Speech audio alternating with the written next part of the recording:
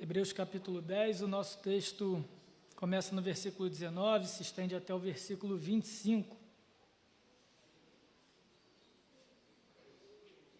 Hebreus capítulo 10, Hebreus capítulo 10, versículo 19, assim diz a palavra do Senhor. Tendo, pois, irmãos, intrepidez para entrar no Santo dos Santos, pelo sangue de Jesus, pelo novo e vivo caminho que Ele nos consagrou pelo véu, isso é, pela sua carne, e tendo grande sacerdote sobre a casa de Deus, aproximemo-nos com sincero coração, em plena certeza de fé, tendo o coração purificado de má consciência e lavado o corpo com água pura. Guardemos firme a confissão da esperança, sem vacilar, pois quem fez a promessa é fiel. Consideremo-nos também uns aos outros, para nos estimularmos ao amor e às boas obras. E não deixemos de congregar-nos, como é costume de alguns. Antes, façamos admoestações, e tanto mais, quanto vedes que o dia se aproxima. Vamos orar mais uma vez, irmãos, fechem os olhos. Senhor, louvado seja o Teu nome, pela Tua palavra aqui aberta diante de nós, viva e eficaz, e pedimos a unção do Teu Espírito Santo sobre a Tua igreja, sobre aqueles que se reúnem nesse momento para ouvir a Tua palavra, que o Senhor nos oriente, que o Senhor nos corrija, que o Senhor nos conforte, para a honra e glória do Teu nome, Senhor, e que em nós haja uma esperança inabalável, vinda da confiança da obra de Cristo Jesus, e façamos isso como igreja, como corpo de Cristo na terra, em nome do Senhor Jesus, e que oramos. Amém. Irmãos, em 2003, o alpinista norte-americano Aaron Ralston ficou preso num cânion no estado de Utah, quando uma rocha caiu sobre o seu braço. Talvez alguns tenham conhecido essa história pelo aquele filme 127 Horas, né? Ele escalando, ele entra meio que num cânion, num buraco, e aí uma pedra cai e prende ele pelo braço. E aí ele fica 6 dias preso, tentando de toda forma se soltar, mas sem qualquer possibilidade de ajuda, sem qualquer possibilidade de se livrar daquela situação.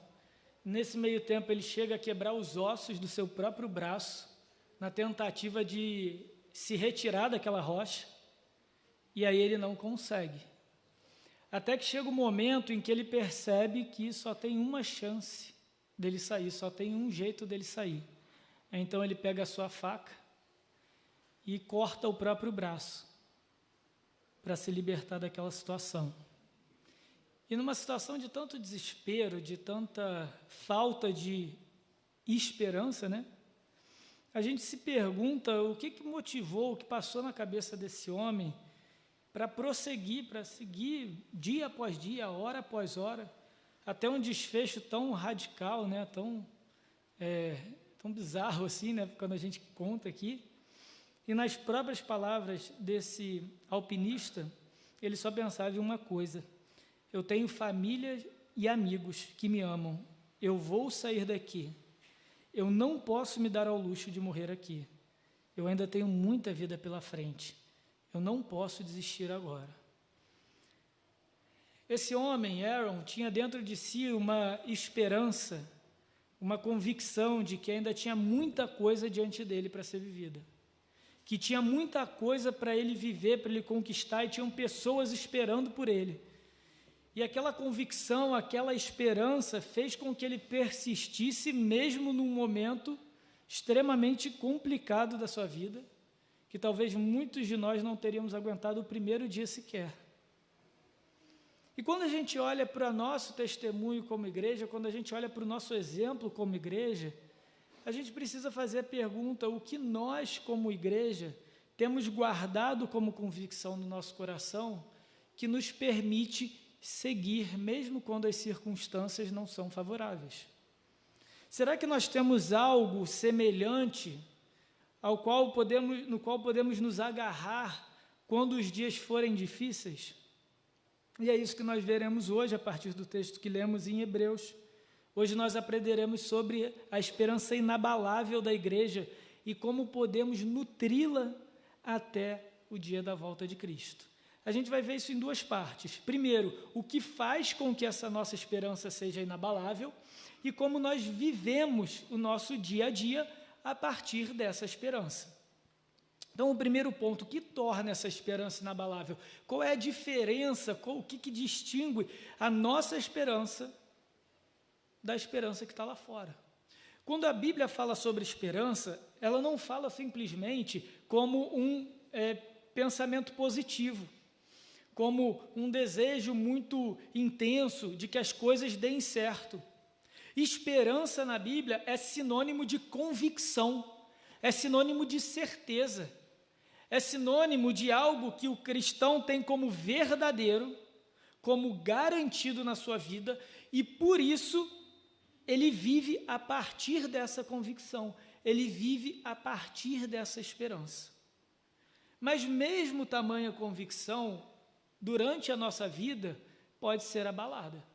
E é por isso que uma meditação como essa, na Carta aos Hebreus, é tão importante e necessária, porque os dias são contra a nossa esperança, a cultura é contra a nossa esperança, o nosso coração é contra a nossa esperança. E precisamos então buscar na palavra de Deus como ter uma esperança inabalável, o que faz da nossa esperança inabalável.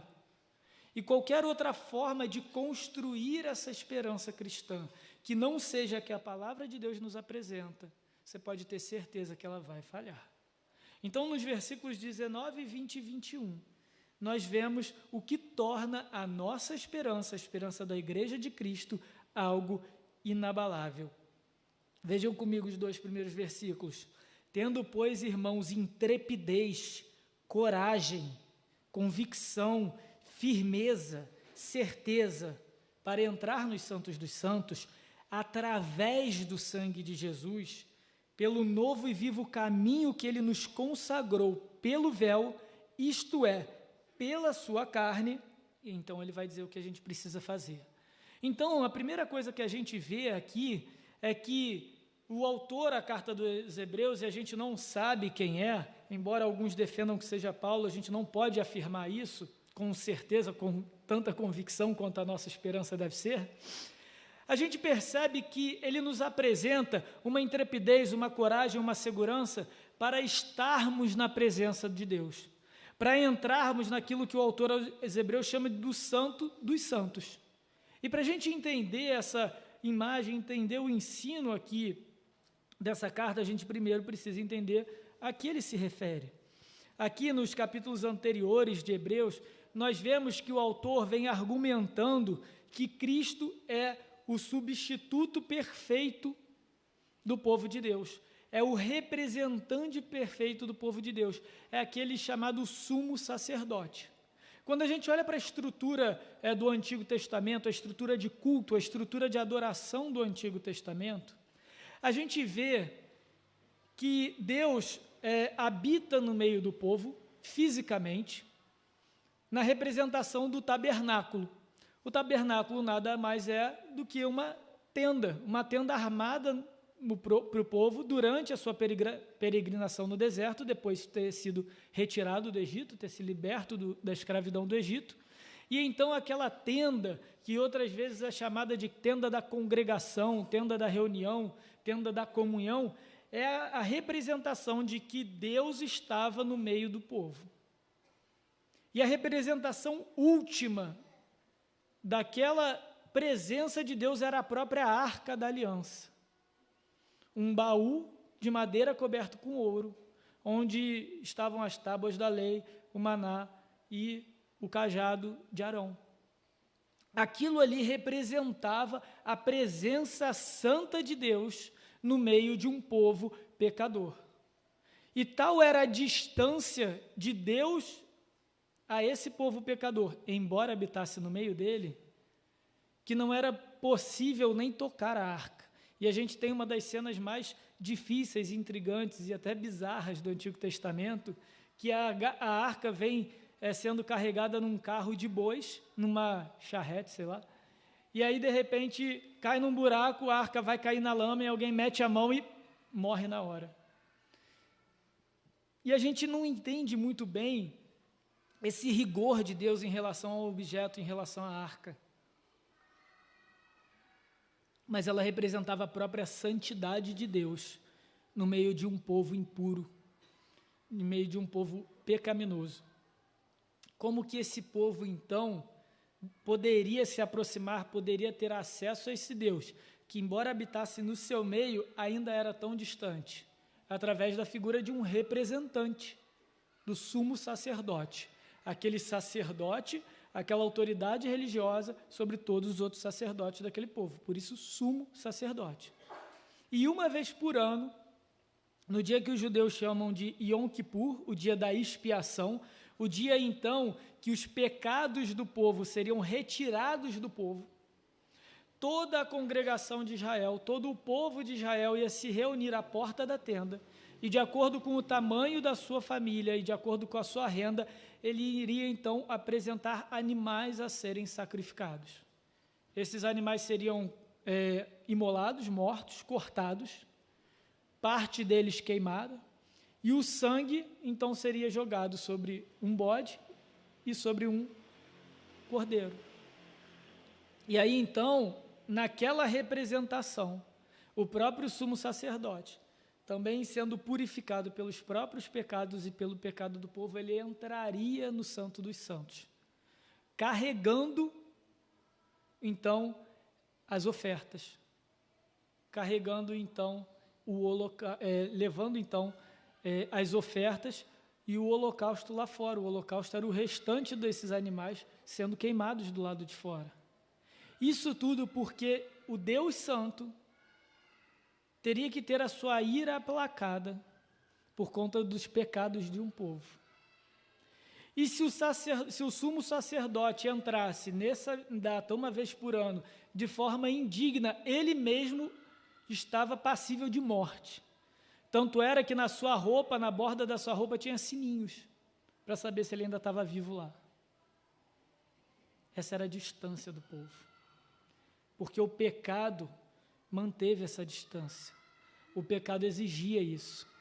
E o que o autor de Hebreus vem então argumentando até agora no capítulo 10 é que Cristo cumpre de maneira perfeita todo esse sistema sacrificial do Antigo Testamento. Quando ele mesmo se apresenta como esse cordeiro, quando ele mesmo se apresenta como esses animais, afinal de contas, o sangue de animais não seria capaz de pagar o preço do pecado de homens, porque não são equivalentes. Cristo é esse sacrifício perfeito, mas Cristo também é o sumo sacerdote perfeito, ele é o representante perfeito, ele é aquele que chega diante de Deus e conquista pela sua morte e pela sua ressurreição o nosso direito de se aproximar de Deus. É por isso, então, que o autor de Hebreus aqui nos diz que nós, irmãos, Igreja de Cristo, podemos entrar nos santos dos santos com intrepidez, com coragem, coisa que nem o sumo sacerdote podia fazer. Porque toda essa distância, toda essa culpa, toda essa dívida que nos separava e nos fazia passíveis de morte só de estar na presença de Deus, já tinha sido pago pelo sangue de Jesus. Então nós lemos aqui que o sumo sacerdote perfeito se fez pecador, carregou o nosso pecado de uma vez por todas. Uma vez que Jesus é o sacrifício e o representante perfeito, a sua obra é definitiva, ou seja, ele não precisa ficar morrendo toda hora. Por isso que ele morreu na cruz uma só vez. A obra de Cristo na cruz é tão poderosa em termos de representação, em termos de representar pecadores, que só foi necessário que ele morresse uma vez e ressuscitasse uma única vez para conquistar esse acesso que nós nunca tivemos antes. Então, o autor de Hebreus, no capítulo 4, um pouco antes do nosso texto, ele diz que o nosso acesso direto a Deus está intimamente ligado, inclusive, ao caráter de Jesus. Quando ele diz, porque não temos sumo sacerdote que não possa se compadecer das nossas fraquezas. Antes foi ele tentado em todas as coisas, a nossa semelhança, porém sem pecado. Acheguemo-nos, portanto, confiadamente junto ao trono da graça. O que o autor de Hebreus diz aqui no versículo 4? Ele diz o seguinte: é porque Cristo era homem, como um de nós, embora sendo Deus. O sacrifício dele, a morte dele foi perfeita, e a sua compaixão, a sua ligação com o nosso sofrimento é tal que ele pode sim ser um sacrifício substitutivo pelo nosso pecado. Entenderam, irmãos? Cristo precisava ser homem para que a morte dele fosse perfeitamente vinculada à nossa vida. Para que o Filho de Deus morresse pelos nossos pecados e Deus, então, substituísse a nossa dívida pela morte de Cristo. É por isso, por exemplo, que ele não enviou um anjo para morrer por nós. É por isso, por exemplo, que, como o autor de Hebreus mesmo diz, que o sangue de bodes e carneiros não tira o mal, não tira o pecado, não expia o pecado, porque não é igual. Mas Cristo é igual a nós, por isso ele precisou encarnar.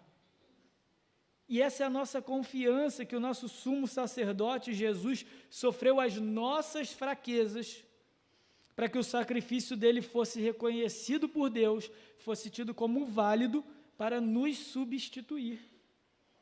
E como diz Francis Schaeffer, um teólogo americano, já falecido, ele diz o seguinte: a mensagem central do cristianismo bíblico é a possibilidade de homens e mulheres se aproximarem de Deus por meio da obra de Cristo. Esse é o resumo do Evangelho. Esse é o resumo da nossa fé. É a possibilidade, é a obra de Deus através de Cristo, a obra do próprio Cristo, que tornou possível que seres humanos, homens e mulheres, pudessem se aproximar de Deus novamente. A nossa aproximação de Deus não depende de nós. A nossa aproximação de Deus não é pelo nosso mérito. A nossa aproximação de Deus é confiada nos méritos de Cristo. Mas o texto continua e diz o seguinte no versículo 21, no versículo 20, pelo novo e vivo caminho que ele nos consagrou pelo véu, isso é, pela sua carne. O véu, então, era aquela cortina que separava, e a carne, então, de Cristo representa o fim dessa cortina. Ele entrega a sua carne para que não houvesse mais separação. E no 21, e tendo grande sacerdote sobre a casa de Deus. É interessante que Cristo não somente entrou no Santo dos Santos e conquistou através da sua obra o nosso acesso, mas ele se mantém sumo sacerdote sobre a casa de Deus. O que isso significa, gente? Isso significa que Cristo poderia simplesmente ter vindo ao mundo como homem, ter morrido pelos nossos pecados, ter aberto a porta e ter dito o seguinte: galera, tá aí, ó, porta está aberta, cada um que lute. Desses termos não parece muito convidativo esse evangelho, mas infelizmente é o evangelho que muitos pregam aí, né? Que Cristo morreu pelos pecados de todo mundo o tempo todo, que já existiu, agora só cabe a nós entrar pela porta. Conquistar isso pela nossa escolha, pela nossa decisão. Mas o texto nos diz que Cristo não somente conquistou um acesso que nós não tínhamos direito, como ele se faz sumo sacerdote para que ele mantenha a porta aberta. Se nós hoje, como igreja, podemos nos aproximar de Deus, nos aproximar do Senhor, nos aproximar do Santo de Israel, é porque Cristo se mantém sumo sacerdote, porque ele ressuscitou e está à direita do Pai. E isso ele fez por todos aqueles por quem ele morreu. Pelo povo, pela igreja, pela multidão dos eleitos. Queridos, diante de tamanha oferta, diante de tamanha bênção, diante de tamanha graça, não nos cabe levantar porquês, nos cabe se ajoelhar em gratidão e humilhação em reconhecer que Cristo fez por nós aquilo que nós mesmos não poderíamos fazer. Cristo está nesse momento diante de Deus, intercedendo por nós para garantir o nosso acesso e a nossa permanência na presença de Deus. Se o corpo de Cristo, se o sangue de Cristo garantiu o nosso acesso direto, a sua intercessão garante a nossa permanência na presença de Deus. Entendem? Porque nós ainda somos pecadores. Porque ainda nós somos falhos. Porque se dependesse da disposição do nosso coração, ainda que o Santos dos Santos estivesse escancarado, ainda que a presença de Deus estivesse visível diante de nós, naturalmente nós viraríamos as costas. Porque uma vida autônoma, uma vida autossuficiente, uma vida independente é muito sedutora. Foi em Gênesis 3,15, quando o homem pecou e a mulher pecou. Quando a serpente, quando Satanás ofereceu, no dia que comer da árvore do conhecimento do bem e do mal, serás como Deus. Isso continua sendo tentador para todos nós. E diante da tentação mortal de ser como Deus, naturalmente nós nunca entraríamos pelo Santo dos Santos, a não ser que o Santo Cristo permanecesse intercedendo, permanecesse nos amando, permanecesse nos sustentando na realidade que Ele comprou com seu sangue. Entenderam?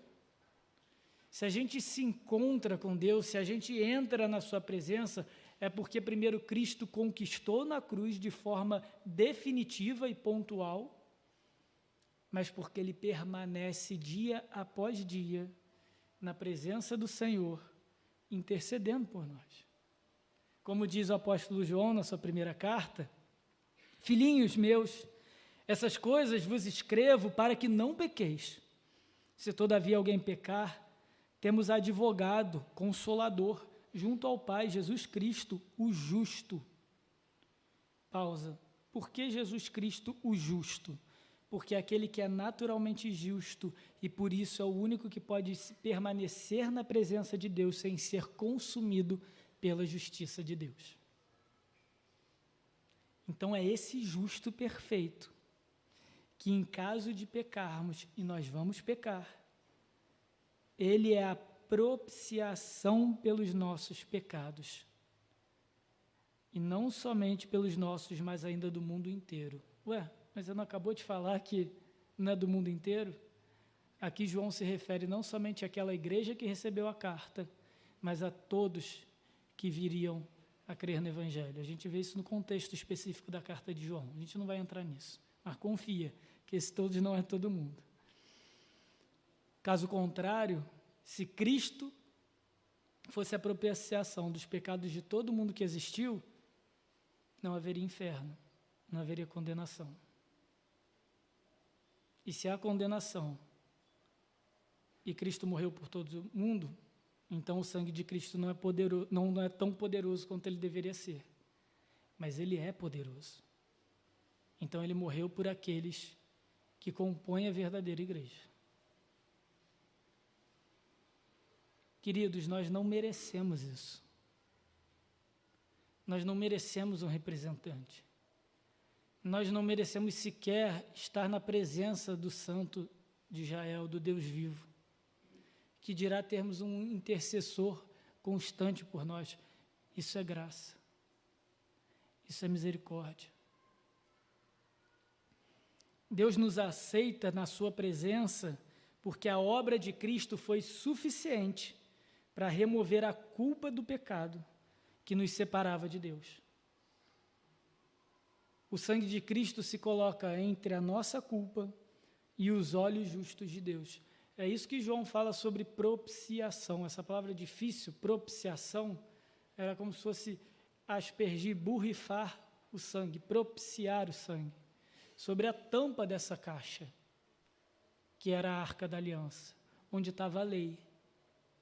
A lei representava aquilo que o povo deveria ser, aquilo que nós, como seres humanos, deveríamos ser para poder nos aproximar de Deus de maneira perfeita. Mas quando Deus olhava para a lei e olhava para o povo dele, ele via condenação. Então, de maneira simbólica, uma vez por ano, o sangue era aspergido sobre o propiciatório, sobre a tampa. E quando Deus então olhava para a lei, dentro daquela caixa, entre a lei e os olhos justos de Deus estava o sangue de animais inocentes. E quando João nos fala que ele é a propiciação, é que Cristo é essa tampa que está entre os olhos justos de Deus e a morte que a gente merecia. Quando Deus olha para a gente, Ele olha para Cristo. Se Deus pode olhar para a gente com amor e misericórdia, é porque Ele olha para a gente através de Cristo. Entenderam? Então, a culpa é removida e Cristo trabalha para que nós sejamos recebidos diariamente e constantemente na presença de Deus. Essa é a razão da esperança que é inabalável. Ela é inabalável justamente porque não depende de nós. Não é uma esperança frágil, não é uma esperança ingênua, não é uma esperança otimista, não é uma esperança circunstancial. É uma esperança que, embora seja a certeza daquilo que vai acontecer, ela se constrói naquilo que já aconteceu. Enquanto a esperança do mundo, enquanto a esperança da cultura, enquanto a esperança dos sistemas econômicos, enquanto a esperança de sistemas políticos sociais vai ser deposta, vai ser depositada, melhor dizendo, no futuro, naquilo que pode vir a acontecer, a nossa esperança é inabalável porque é baseada naquilo que já aconteceu, naquilo que já é certo, naquilo que já foi conquistado por Cristo. E ninguém desfaz isso. Ninguém pode desfazer a cruz, ninguém pode desfazer a ressurreição, ninguém pode destronar Cristo. E é por isso que a nossa esperança é inabalável. Se a sua esperança de salvação está na sua escolha por Deus, eu tenho pena de você, meu irmão. Se a sua esperança de salvação está naquilo que você faz como obras de caridade, eu tenho pena de você. E se você não tem esperança nenhuma, eis aqui a sua esperança. Eu não preciso ter pena de você.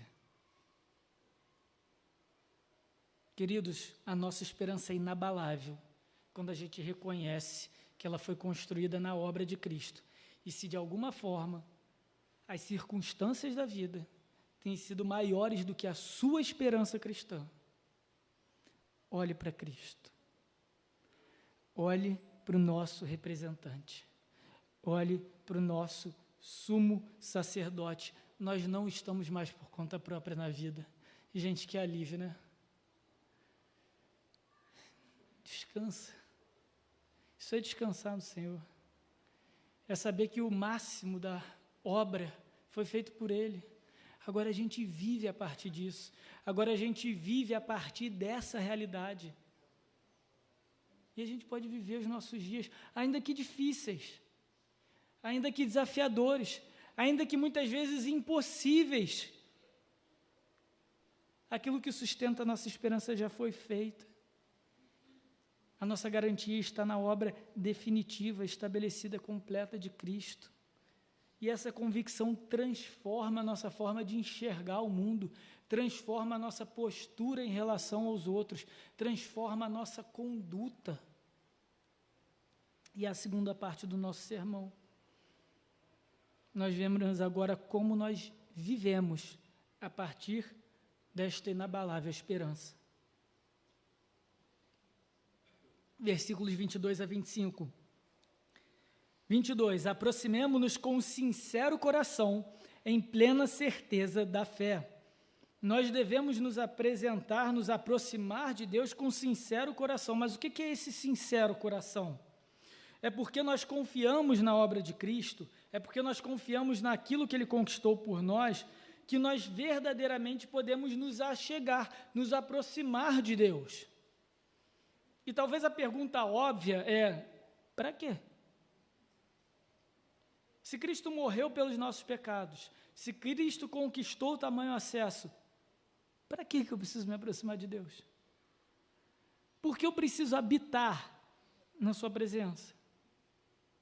Mais uma vez, o texto que já lemos, Hebreus 4,16, nos ajuda nessa resposta. Ele diz então: acheguemo-nos, portanto, confiadamente, Hebreus 4,16, junto ao trono da graça. Agora eu vou continuar o versículo que eu não tinha terminado. A fim, com a finalidade, com o propósito, com o objetivo de recebermos misericórdia e acharmos graça para socorro em ocasião oportuna. Irmãos, então por que a gente precisa se aproximar de Deus? Para recebermos misericórdia e acharmos graça para o socorro. Em nossa cultura, a autonomia é uma virtude. Mas para a Bíblia, a autonomia é uma condenação. Aqueles que tentam viver por conta própria acabam morrendo tentando. A autonomia, a autossuficiência, a independência não é uma virtude. É a condenação. É um caminho de morte. Porque todos nós dependemos de Deus. Todos nós dependemos do nosso Criador para sustentar a nossa vida. E por mais autônoma que a pessoa seja, por mais autossuficiente que ela imagine ser, em algum momento ela vai depender de alguém. Na história que eu abri o nosso sermão, o alpinista Aaron Ralston, depois que ele corta o seu braço, eu poderia ter terminado aí como uma grande lição de perseverança. Mas sabe o que ele percebe, gente? Ele consegue se livrar da pedra, o pedaço do braço dele fica lá. Mas ele percebe que ele não ia conseguir sair daquele canyon sozinho. Depois de ter aguentado 6 dias, quebrado os próprios ossos, cortado com uma navalha, com uma faca, o próprio braço, ele reconhece que ele não ia conseguir sair sozinho dali. Como que ele se salvou? Ele escreve uma mensagem numa pedra e coloca exposta para os socorristas o encontrarem. Uma grande história de superação do século XXI termina com um pedido de ajuda. Porque não importa a sua coragem, não importa a sua determinação, não importa a esperança que você tenha, ela vai se abalar, ela vai se mostrar insuficiente. Mesmo que você tenha coragem de arrancar o seu próprio braço, você ainda vai precisar escrever um bilhete de ajuda. E o que a Bíblia nos ensina é que somente Deus pode responder essa ajuda. Somente Deus pode nos alcançar em socorro. Você não precisa cortar seu braço, meu irmão. Você não precisa quebrar os seus ossos. Às vezes, a gente vai precisar chegar até esse nível para perceber que a gente precisa pedir ajuda. Mas a gente não precisa passar por isso. Porque somente de Deus a gente pode receber a misericórdia, a gente pode receber a graça em nosso socorro, principalmente diante do homem. Porque por mais autossuficiente, por mais independente que alguém seja, ele vai precisar de ajuda, ele vai precisar de alguém para carregar o caixão dele. E se no dia a dia você se acha muito suficiente, lembra que você não vai ser capaz de carregar o próprio caixão. Mas tem aquele que morreu para que a gente não precisasse se preocupar nem com esse dia. Não importa se vão carregar o nosso caixão ou não, porque Cristo já nos carregou para o reino da sua glória. Isso é esperança inabalável. Então, no versículo 22, o autor segue: aproximemo-nos com sincero coração, em plena certeza da fé, tendo o coração purificado de má consciência e lavado o corpo com água pura. A nossa conduta, queridos, e aqui o texto já começa aí de forma mais prática, a nossa conduta precisa estar em harmonia com o caráter daquele que nos representa. A gente não pode desfrutar dos benefícios da obra de Cristo sem que a gente ande conforme o caráter dele. A gente não pode ter acesso a Deus em socorro nosso sem que a gente ande conforme a vontade de Deus. Sabe por quê, irmãos? Porque o primeiro socorro, a primeira coisa da qual Deus nos salva é do nosso próprio pecado, é da nossa própria deturpação, é da nossa própria depravação.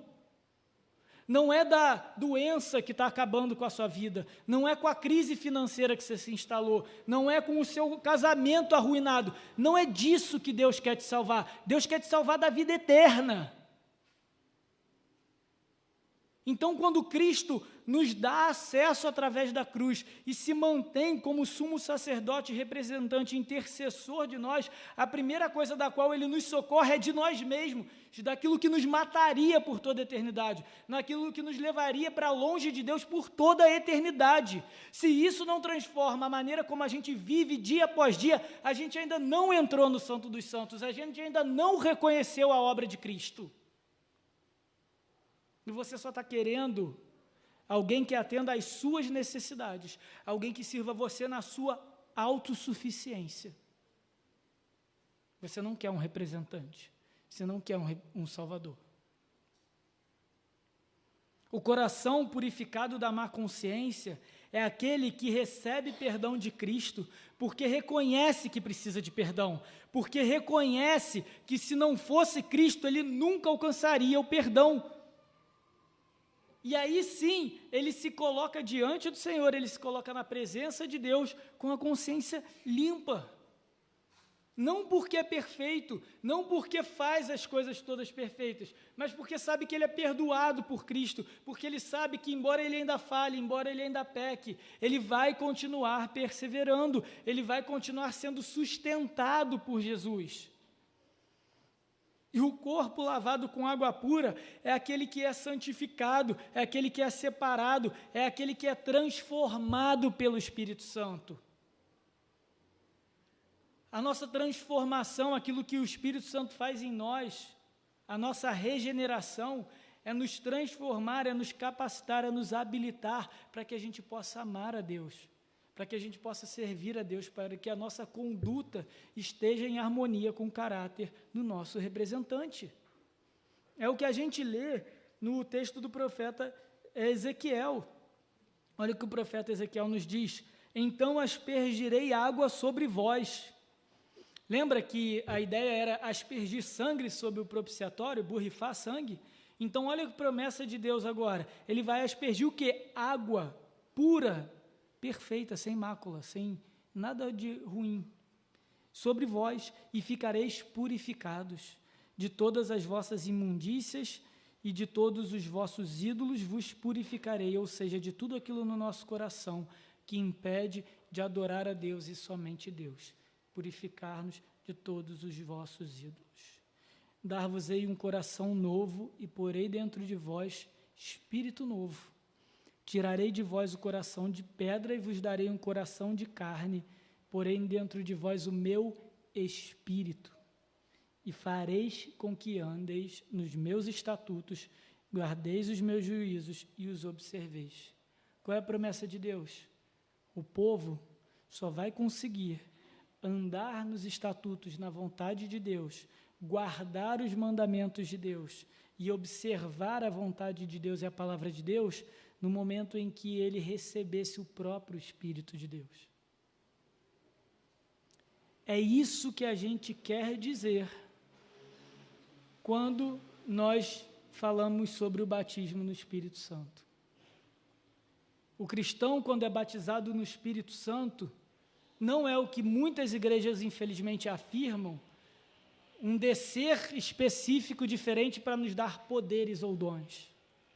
O batizar no Espírito Santo é ser aspergido de água pura, como diz Ezequiel, E como lemos no nosso texto, quando nós somos lavados com água pura, purificados, com o coração purificado da má consciência, para que agora a gente, coberto, lavado, purificado pelo próprio Espírito de Deus, a gente esteja habilitado para servi-lo. Isso acontece quando, queridos? Na conversão, na regeneração. Por isso que a gente diz só há um batismo, e aquilo que a gente faz aqui, quando mais velhos, quando a gente batiza os adultos, é para representar aquilo que o Espírito Santo já fez no nosso coração, e que foi possibilitado pela obra de Cristo, somente isso. Não há mais nada além disso. Irmãos, se o Espírito Santo desceu sobre nós, e foi aspergido, foi nos dado, o nosso coração é transformado e habilitado para servir a Deus, para estar na presença. Então não espera um segundo batismo. O Santo dos Santos está aberto para você. Cristo está à direita do Pai, intercedendo por nós. Que dons são esses maiores do que a obra de Cristo? Vamos largar a teologia, a doutrina de meninos, de crianças, e vamos entrar no Santo dos Santos com toda a intrepidez, porque Cristo conquistou isso para nós, irmãos. O Espírito já desceu sobre a igreja. Agora a gente só precisa confiar nisso. Não tem nada maior que Deus possa nos dar do que Ele já nos deu na obra de Cristo. Não tem nada maior do que Ele já nos deu na cruz, que é o sangue de Cristo derramado sobre a sua igreja.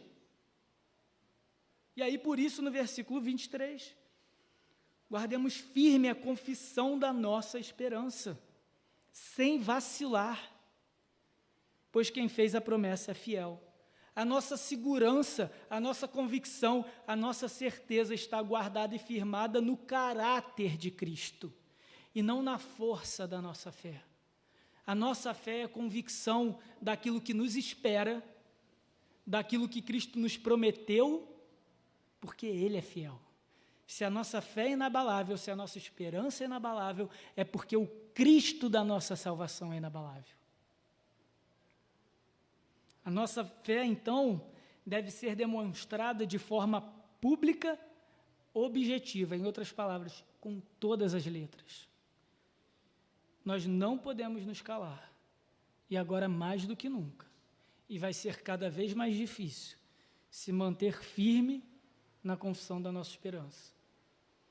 Mas a gente precisa se manter firme, mesmo que sejamos acusados falsamente de intolerância, de preconceito, de x-fobias que houver por aí.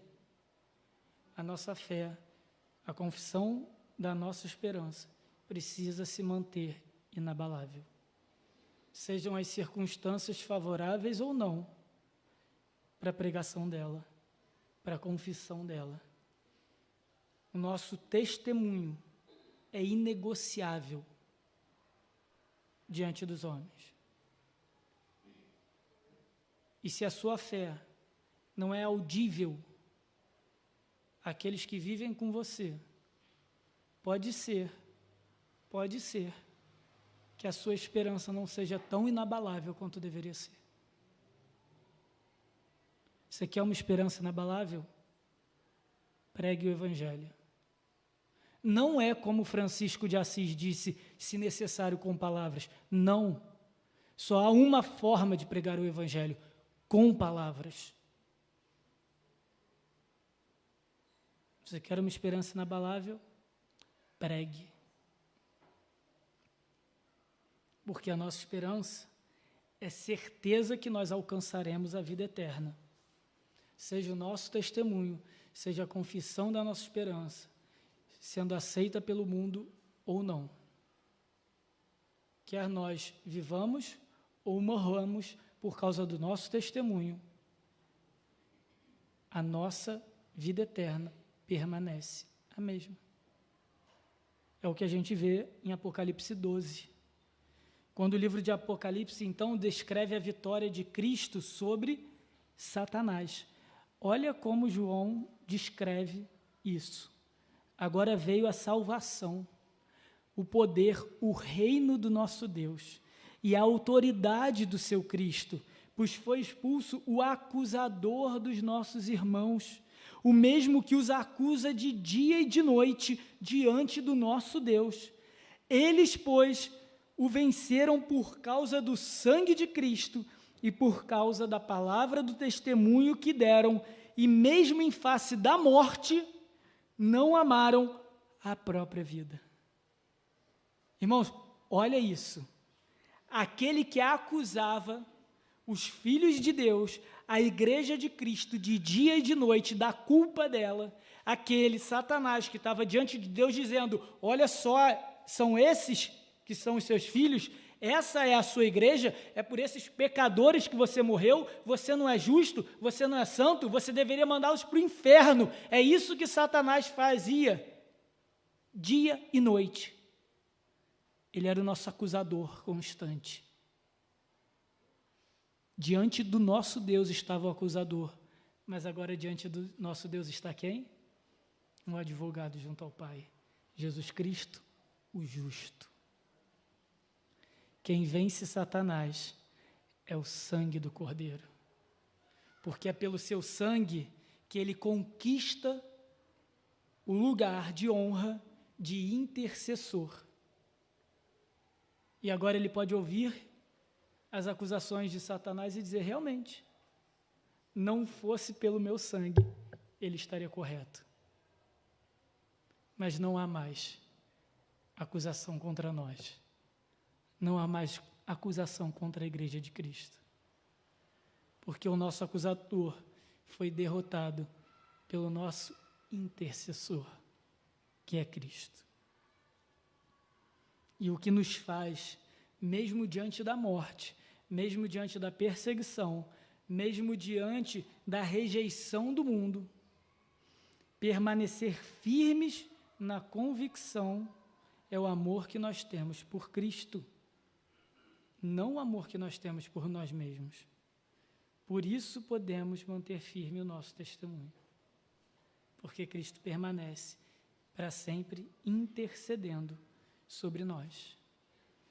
Mas eu falei que essa esperança inabalável é a esperança da igreja. Não é a minha esperança, nem a sua esperança. É uma esperança comunitária. É uma esperança que só existe no coletivo. É uma esperança que não existe na individualidade.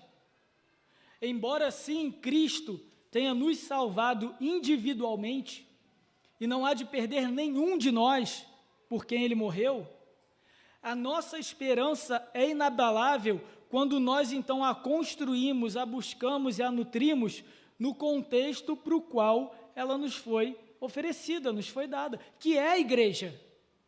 É por isso que o texto coloca a partir do versículo 24 e 25, consideremo-nos também uns aos outros para nos estimularmos ao amor e às boas obras, não deixemos de congregar-nos como é costume de alguns, antes façamos admoestações, tanto mais quanto vezes que o dia se aproxima. Parece que o autor aqui mudou de assunto, né?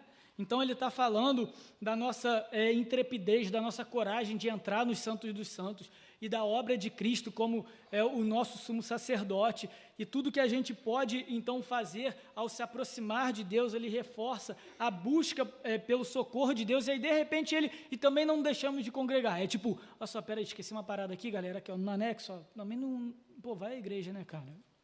Não é assim. E esse versículo 25 não é só, irmão, vai para a igreja, tá? Todo domingo às 19 horas tem culto aqui, então, ó, tá vendo? Por quê? Porque não deixemos de congregar como é costume de alguns.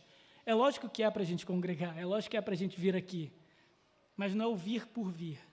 A gente tem que entender o porquê o autor de Hebreus traz isso. É porque essa esperança é coletiva.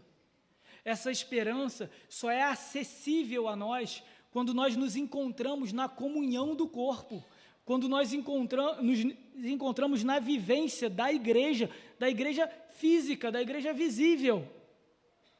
Muitas vezes a gente faz uma distinção entre igreja visível e invisível, Igreja invisível sendo a multidão dos santos e a igreja visível a instituição.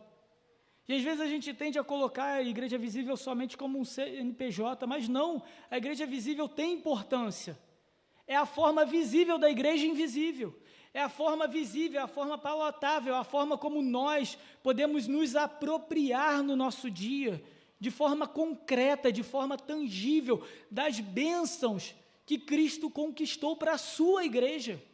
Então a igreja visível é importante nesse sentido, sim, queridos. E como nós devemos nos portar diante disso? Quando nós temos essa confiança inabalável, essa esperança inabalável, nós nos reconhecemos como corpo de Cristo. Nós nos reconhecemos pertencentes nessa igreja. E aqui, então, o autor de Hebreus nos dá 4 direções dentro desse último ponto. Primeiro, consideremos-nos também uns aos outros. A gente só vai ter esperança inabalável quando a gente considerar uns aos outros. Ou seja, quando a gente se livrar, quando a gente for liberto do individualismo do nosso tempo, de que a experiência religiosa é algo muito pessoal, é muito privado, e que só diz respeito a mim e a Deus. Não. A igreja cristã, na igreja de Cristo, a experiência nunca é privada, a experiência é coletiva. A salvação e o compromisso com Cristo é individual. E você vai responder de acordo com as suas próprias obras, de forma individual e pessoal.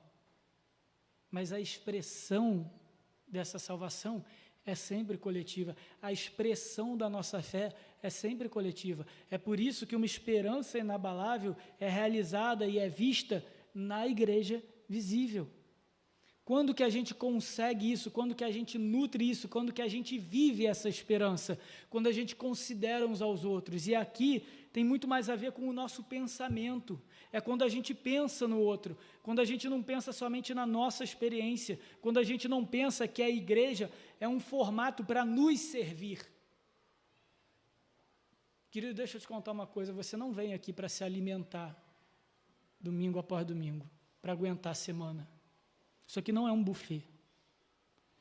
Você vem aqui para se colocar de joelhos diante do Senhor e reconhecer aquilo que Ele fez por nós. E que Cristo morreu por um povo. Isso te alimenta? Com certeza. Isso te fortalece? Com certeza. Mas não é para isso. Você deve vir aqui para Deus. Porque agora nós pertencemos a um povo.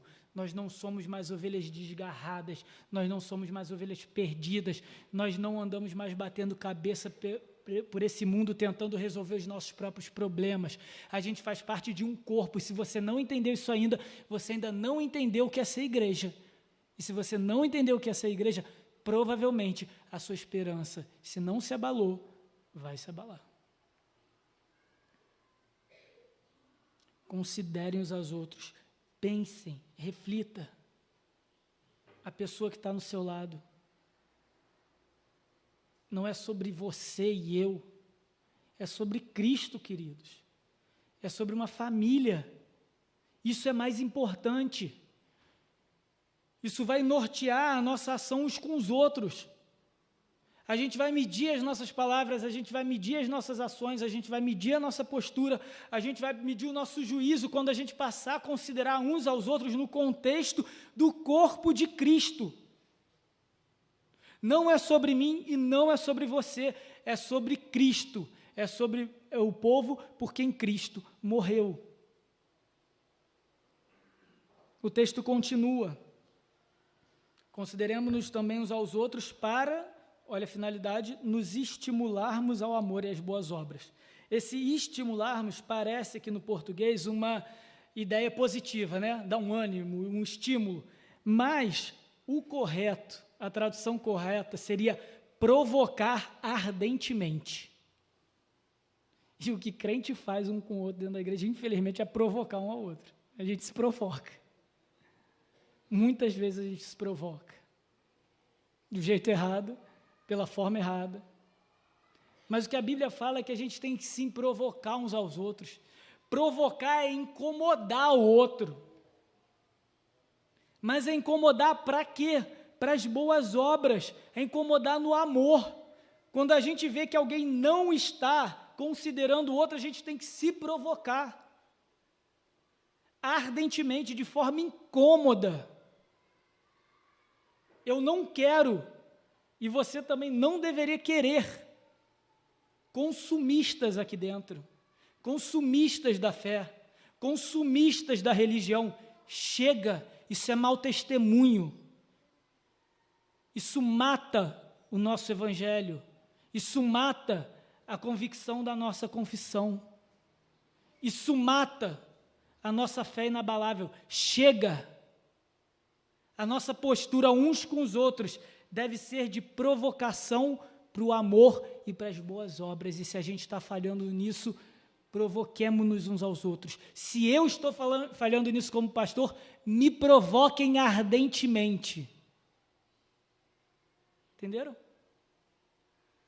E quando vocês forem provocados, não chorem. Ouviram? É fácil provocar os outros. Mas quando a gente for provocado no amor e nas boas obras, louvem a Deus. Louvem a Deus. 25, então a gente chega no comum, no versículo mais conhecido desse trecho: não deixemos de congregar-nos, como é costume de alguns. Já falei isso aqui várias vezes, né? Existem aqueles que pensam que é possível ser igreja sozinho. Não vou chover no molhado. Vocês já sabem os argumentos. De tudo que a gente colocou aqui, realmente não dá. O que eu queria hoje colocar para vocês aqui é essa palavra congregar. Congregar é diferente de reunir. O que eu quero dizer com isso, irmãos? Reunião é como uma piscina de bolinha. Está todo mundo ali junto. Todo mundo é do mesmo tipo, um monte de bolinha. Mas é cada um por si. Sai umas, entra outras. Agora que eu tenho filho pequeno, que eu mais vejo a piscina de bolinha. Toda hora eu venho em festa, em algum lugar que tem piscina de bolinha. Mas as bolinhas são independentes. Entrou uma, saiu uma. Não faz diferença para a piscina. Isso é reunião. É o que muitos crentes têm como vida religiosa. É quando muitos crentes, no consumismo da fé, enchem igreja por causa do preletor X. Bomba de visualização no YouTube, mas não vai considerar os outros no dia a dia, no domingo após domingo. É quando enche estádio para ver cantor gospel. Aquilo é reunião, irmãos. A congregação, o congregar, é mais parecido como um cacho de uvas. É uma união orgânica. Cada elemento está vivo. E se a fonte adoece, o cacho inteiro adoece. Se uma praga, se um bichinho dá em uma frutinha, em uma das uvas, pode ser que todo o cacho se comprometa, porque eles estão organicamente ligados à vida que os conecta. Isso é congregar. Queridos, nós não somos uma piscina de bolinhas, nós somos um cacho. Não é à toa que Jesus disse que Ele é a videira verdadeira. E nós os ramos. Irmãos, nós somos uma união orgânica, uma união viva, em que cada um de nós, como elemento vivo, está ligado ao outro e é responsável pelo outro. Nós não estamos reunidos domingo após domingo numa obrigação social, nós temos uma relação de vida eterna, porque aquele que morreu por nós é o mesmo. E morreu justamente para que essa união orgânica fosse possível, queridos. É por isso que nós, como igreja, passamos a nos responsabilizar uns pelos outros. É por isso que precisamos considerar uns aos outros. É por isso que nós devemos realmente nos provocar ardentemente ao amor e às boas obras. E é por isso que, em último ponto, nós precisamos fazer admoestações, nós precisamos admoestar uns aos outros. E o que significa isso? Aí sim é o contrário do provocar ardentemente. É encorajar. Aí sim é encorajar. Aí sim é dar ânimo. Aí sim é pegar pelo braço e falar, meu irmão, vamos junto. Vamos junto, deixa eu te lembrar qual é o motivo da sua esperança, o porquê a nossa esperança deve ser inabalável. O irmão está se abalando nisso, o irmão está fraquejando nisso, eu já fui fraco nisso, olha o que Deus fez na minha vida, olha como Cristo me ajudou a vencer isso, deixa eu compartilhar com você, deixa eu chorar com você, deixa eu ser união orgânica com você, deixa eu ser igreja com você. Eu não estou aqui para sentar do seu lado no banco, eu estou aqui para pregar o evangelho do seu lado e, se necessário for, morrer com você e até por você. Admoestar é o oposto de provocar. E olha como é necessário esse equilíbrio, queridos, olha como é necessária essa harmonia entre os dois pontos. Uma igreja que só provoca ardentemente, ainda que provoque para o amor e para as boas obras, vai fazer da vida cristã, vai fazer do evangelho algo pesado, algo difícil de carregar. Muitas vezes a gente não tem força nem para vir à igreja, muitas vezes o nosso joelho está fraco demais até para se ajoelhar em oração. Não é provocação que a gente precisa, é encorajamento. Mas se a gente só viver de provocação, o evangelho vai ser pesado. E a gente vai ser um monte de crente legalista. A vida cristã vai ser mais pesada do que deveria ser quando a gente tem que olhar para Cristo e quando Ele nos diz que o jugo dele é suave e o fardo dele é leve. Mas uma igreja que só encoraja não é nada mais do que um grupo de autoajuda evangélico, como tem muitas igrejas por aí, que não aguentam confrontar o pecado dentro delas. E aí a igreja vai ser impura, a igreja vai ser injusta, a igreja vai ser hipócrita, e não vai ser à toa que ela vai ter uma esperança abalável, não vai ser à toa que a confissão do evangelho deles vai ser deturpado, vai ser questionado, porque não há confronto. Queridos, a gente precisa, em Cristo, harmonizar essas duas coisas, a provocação para as boas obras e para o amor e o encorajamento. Mas, Vitor, como é que a gente faz isso? É quando a gente considera um ao outro. Viu? Quando a gente pensa primeiro no outro. Quando a gente coloca o outro em primeiro lugar antes da gente e vê o outro como superior a nós mesmos, a gente passa a ter sensibilidade, a gente passa a desenvolver compaixão para julgar o que é necessário na vida do outro e o que é necessário na minha vida. O que é necessário na minha vida. Nós não nos reunimos para ouvir uma boa pregação, nós não nos reunimos para buscar a cura, para receber a libertação de algum mal, nós nos reunimos porque, olha a diferença, nós não nos reunimos para, nós nos reunimos porque nós somos família da fé, comprados pelo sangue de Cristo, e nos é esperado que nos reunamos em louvor e adoração a Deus. A gente começa a viver nessa terra aquilo que a gente vai passar a eternidade vivendo, que é a nossa união uns com os outros, embaixo da nossa união com Cristo. Como é que a gente acessa, então, aquele que nos deu acesso a Deus? Se Cristo é o nosso acesso a Deus, como é que a gente acessa Cristo? Como que através de Jesus a gente tem essa vida transformada? É através da igreja, é através da congregação, é através da união. É assim que a gente acessa Cristo. Cristo não morreu pelos nossos pecados para que o nosso acesso fosse solitário, mas para que o nosso acesso fosse conjunto, fosse coletivo. É assim que a gente tem acesso àquilo que Cristo conquistou em nosso nome. É porque todas as bênçãos são prometidas à igreja, é que nós temos acesso as bênçãos de Cristo pela igreja. As bênçãos de Cristo são prometidas à igreja. Quando Jesus, então, ora pelos discípulos e pelos crentes, ele diz, eu não oro somente por esses, mas por aqueles que vierem a crer. Ele olha pela igreja. E o que ele ora? Para que nós fôssemos um, como Cristo é um com o Pai. Você quer as bênçãos de Deus na sua vida, irmão?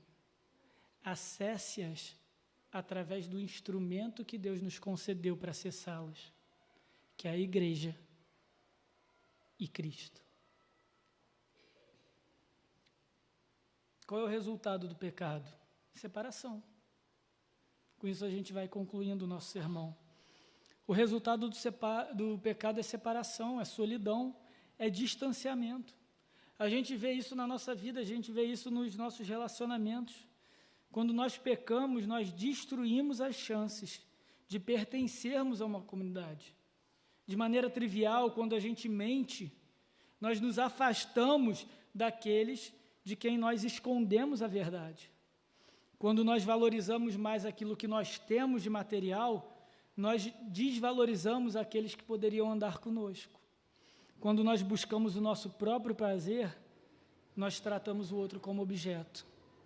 O pecado separa aquilo que Deus criou para ser unido, que Deus criou para ser junto. E quando a gente olha para a obra de Cristo na cruz, o que a gente vê? A gente vê um Jesus, a gente vê Cristo sem pecado algum, sendo traído por alguém que comia do seu prato, vendo os seus amigos, um daqueles que era do seu círculo mais próximo, o negando 3 vezes, os demais se escondendo por vergonha e por medo, enquanto ele era injustamente julgado. E quando nas suas últimas horas de vida, preso na cruz, a gente vê Cristo abandonado pelo próprio Pai. A gente vê o próprio Deus virando as costas para Cristo na cruz. E não é à toa que Jesus clamou, Deus meu, por que me abandonaste? Cristo se fez abandonado, se fez isolado, para que nós não vivêssemos mais abandonados, solitários e isolados no nosso próprio pecado. Cristo viveu a nossa solidão na cruz, para que a gente nunca mais fosse sozinho. Isso é evangelho, queridos. E é porque Cristo conquistou isso, e é porque Cristo fez isso, que você nunca mais precisa andar sozinho, que você nunca mais precisa viver através das suas próprias forças, que você nunca mais precisa carregar o fardo de levar a sua própria vida e conquistar tudo com as suas próprias forças. Nós fomos libertos disso. Cristo foi abandonado na cruz por Deus, para que agora Deus nunca mais nos abandonasse.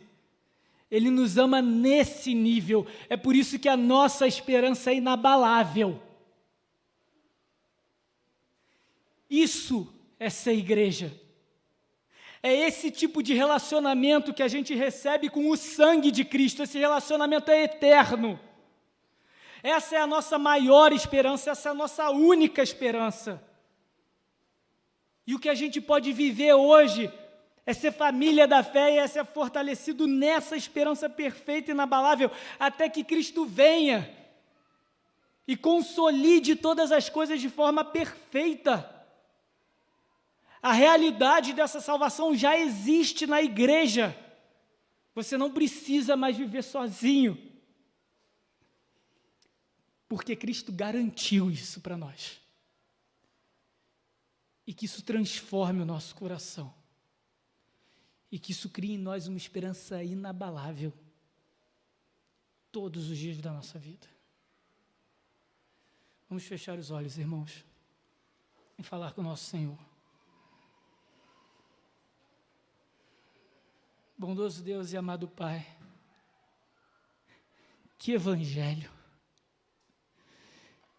Que Cristo, Senhor, que Salvador, que representante. Não temos palavras diante da tua obra. Não temos palavras diante de tamanho amor. Nós só podemos louvar o seu nome pela obra do Senhor Jesus.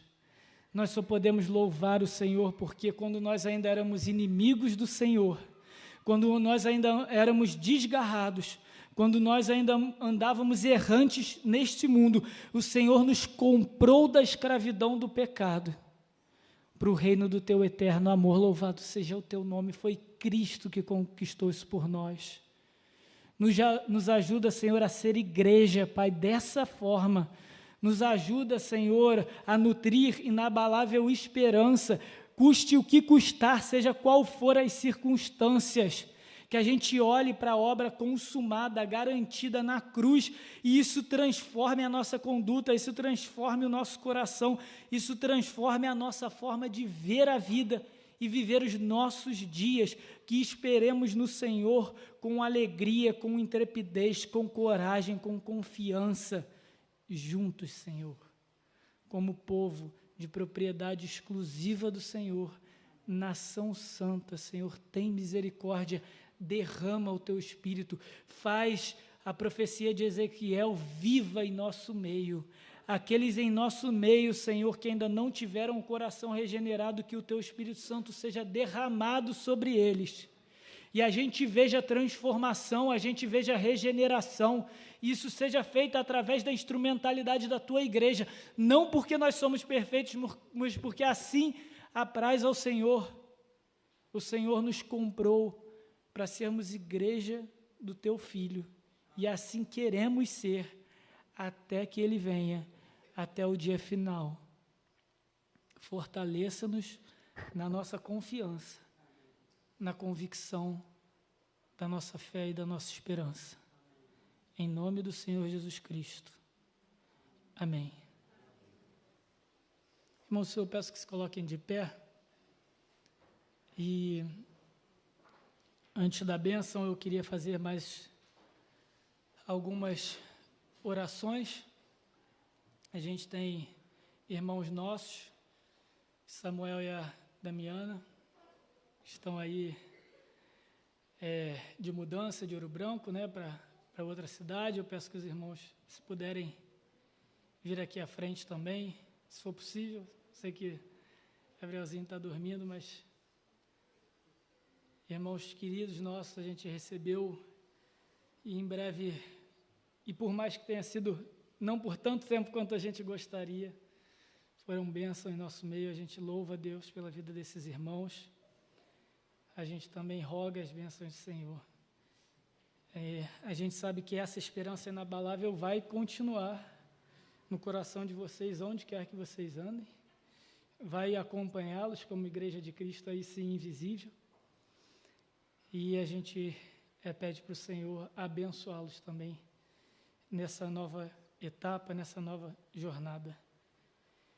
Então vamos orar, irmãos, mais uma vez, especificamente por esses irmãos, e em seguida eu vou encerrar o nosso culto com a bênção. Senhor, nós te louvamos, porque como igreja o Senhor nos dá o privilégio de conhecer irmãos na fé, de agregar a nossa família na fé, irmãos que nos abençoam, irmãos que nos edificam. Nós louvamos pela vida do Samuel, do Damiano, do Gabrielzinho, que tem sido bênção em nosso meio, e mesmo que tenha sido por pouco tempo, o Senhor sabe de todas as coisas. Aprove ao Senhor levá-los para outra cidade, e pedimos que o Senhor derrame as suas bênçãos sobre ele, que a certeza, a convicção da sua fé em Cristo Jesus, a sua esperança inabalável o acompanhem onde quer que eles estejam, e o quanto antes eles encontrem ali uma igreja de Cristo, que eles possam viver tudo isso que nós falamos hoje, porque a tua graça é estendida a todos nós, não é restrita aqui à nossa igreja em Ouro Branco, mas o Senhor, e louvado seja o teu nome, porque as promessas feitas a Abraão já são cumpridas na tua igreja, Senhor, quando o Senhor falou que todas as nações da terra seriam abençoadas pela descendência de Abraão. E nós vemos isso hoje, por isso leva os nossos irmãos queridos em segurança, que ali o Senhor lhes demonstre graça, que ali o Senhor seja generoso com os nossos irmãos e a fé deles seja luz naquela cidade, onde quer que eles andem, que o Senhor vá à frente abençoando os nossos irmãos. Sustenta-os, sustenta essa família querida, para a honra e glória do Teu nome, Senhor. Nós pedimos isso como igreja, como família da fé, que nós somos, filhos sob o mesmo Cristo, onde quer que estejamos. Em nome do Senhor Jesus Cristo. Amém. E agora vós, que não erais povo, mas agora sois povo de Deus, que não tinhais alcançado misericórdia, mas agora alcançaste misericórdia. Que a graça do nosso Senhor Jesus Cristo, nosso sumo sacerdote e perfeito intercessor, o amor do nosso Deus, o Pai, aquele a quem temos pleno acesso pela obra e o mérito de Cristo, e a comunhão do Espírito Santo que um dia regenerou o nosso coração e foi derramado sobre a tua igreja, seja com vós e com todo o povo de Deus espalhado pela terra, hoje e sempre. Amém.